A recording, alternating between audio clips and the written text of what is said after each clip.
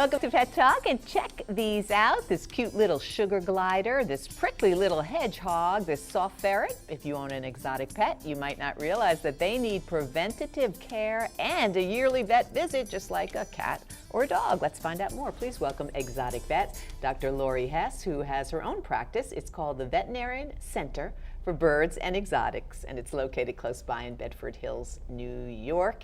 And some of you might even recognize her. She has appeared on Animal Planet's exotic pet series, Little Pets 101.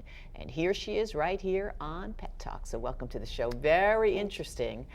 Because I had no idea how many folks actually owned exotic pets. It's very interesting. I mean, I've always had a dog, so this is a new field or an emerging field altogether. And certainly I didn't realize that they need just as much care as your dog or cat. They do, and unfortunately most veterinarians are not trained in exotic animals, and when faced with these pets that walk into their office, they're not really sure what to do. That's a good point. And so we want to make sure folks know that you are a specialist, I can say that, for exotic creatures. That's all we do. We don't treat dogs and cats, just exotic animals. You have a little sugar glider in the pouch. These make good pets? Yes, they're a lot of fun. He's a little shy. This is Yoda, and he's kind of hiding away, but let's see if we can get him interested in this crate. Cute. So if someone had one, so what is some of the care that a sugar glider needs? Well, diet is really important. Unfortunately, a lot of people feed them just sugary things. They hear sugar glider. They hear sugar glider, right. And they really need a balance. They need protein, they need fruits and vegetables, they need certain kinds of vegetables, and we see a lot of nutritional problems in these little guys.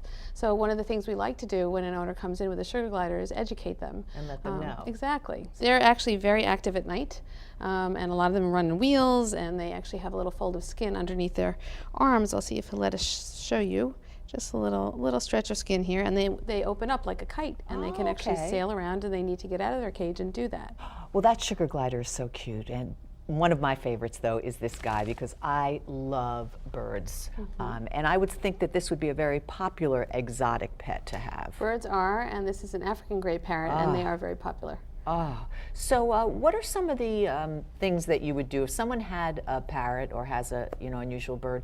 What are things that you do in a checkup, say, or when they come in, or some of the ways that you help people to better understand their pet? Well, we do a lot of talking. Of course, we do a thorough physical examination. We go over in this case, bird, head to toe. You'd like look in the mouth and the wings? Absolutely. We listen to their heart. We feel their abdomens. We look in their mouth, and if they have ears, we look at their ears. It's so funny. I don't know why, but it just didn't. Like, I would be one that would think, well, my bird doesn't really need a checkup. They no, just that's sort the of problem. Is most people wait until their exotic animals, like birds, are sick, and at that point, they've been hiding their signs for a long time, and they usually are very sick. How often would you come in with your, for instance, a parrot? Well, certainly when you get the bird for the first time, if you purchase or adopt a bird, you want to come in for a checkup and make sure the animal's healthy, and then at least annually. And when they're older, I mean, these birds can live into their 30s and 40s, even older sometimes. That's when you want to come twice a year, because they do become, they are more prone to illness when they're older. They become a senior. Yeah. So those are some of the things you really do have to consider when you have an exotic animal, just like our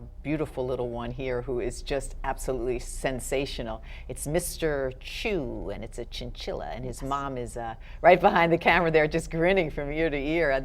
They're more popular than ever, I think. They're very pets. popular. Yes. They're very, very nice as pets. They're very interactive and friendly and just fun to cuddle with, and they're just really nice as pets. They're incredibly soft, and I know Mom had Mr. Chew in a nice little carrier. It is just so cute.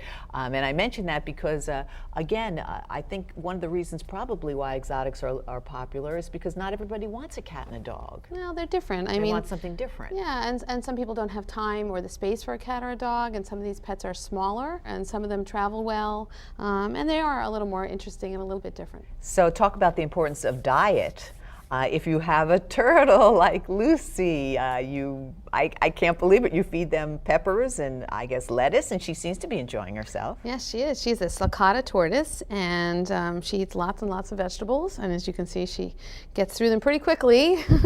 And it's really important to provide them with fresh greens like this and to have a lot of space for her. So funny. So I know you have a New Year's resolution for all of our viewers and everyone. Yes. And you want to share that. Well, just as we make promises to ourselves every year to take better care of ourselves, to eat better, get lots of exercise, we are asking all the exotic pet owners out there to do the same for their exotic pets.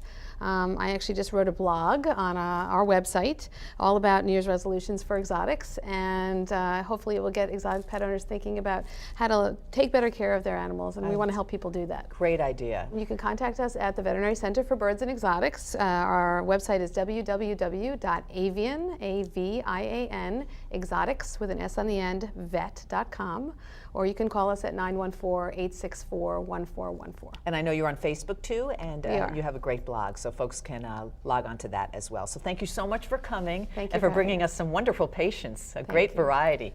Thanks for joining us. This has been Pet Talk.